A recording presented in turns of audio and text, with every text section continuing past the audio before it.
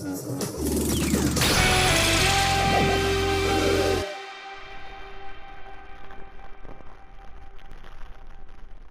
people, this is Ryder here with a written review of aespa's 5th mini-album, Whiplash.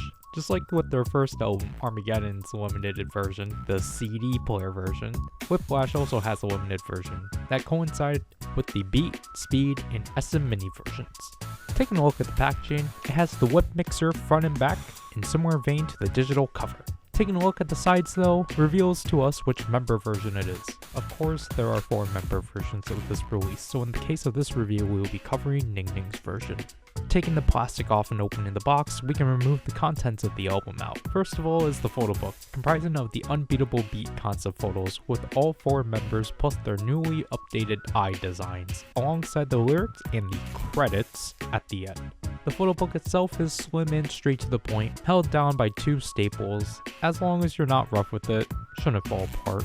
However, when you first open the photo book, you are greeted by the small inclusions and the CD. Taking the CD out of the paper sleeve, we have 1 out of 4 labels correlated to which member version you've picked up, which then the track list for this mini-album comprises of the following tracks. Title track, Whiplash, with its B-sides, Kill It, Flights, Not Feelings, Pink Hoodie, Flowers, and Just Another Girl. Then for the inclusions, we have 6 stickers, 2 of these being the whip mixer and the Whiplash title text, while these 4 are of the eyes. Then we have a paper wristband that just has Whiplash repeated all over it. Lastly, we have 5 included photo cards that are guaranteed. The individual photo cards of Karina, Giselle, Winter, and Ningning taking place during the photo shoot of the Unforgettable concept, while the group photo card is shot during the filming of the music video. Speaking of the Unforgettable concept, the next item to take a look at is the tabloid.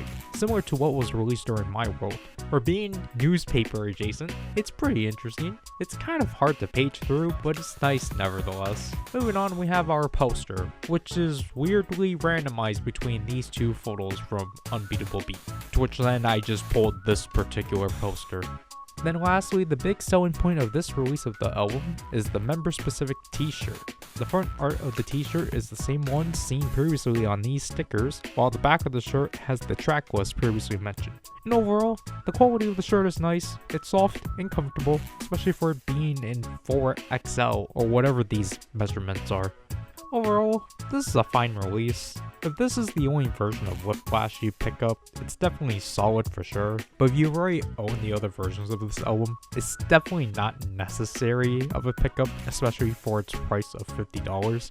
Now, I'm not one to call out price points as everyone has their own perspective of what's considered worth it, and for what's been covered on here, we can argue that some of the things that were priced at $50 shouldn't have been in the first place. But seeing that the photo cards are fully guaranteed and the quality of the shirt, I do think the price point is fair, though that's just because it's random who you get.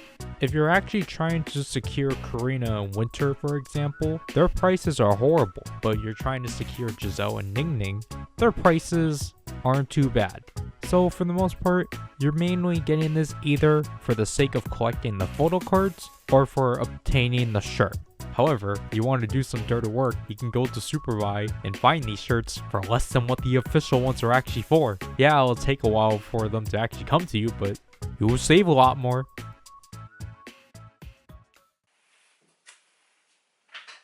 I feel like I'm forgetting something. Where's... Oh shoot, I have to pick up my pre-order!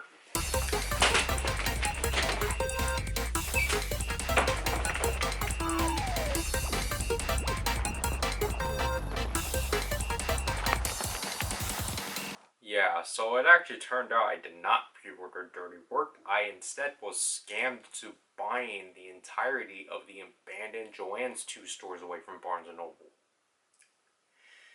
But hey, I have a lifetime supply of fabric on me,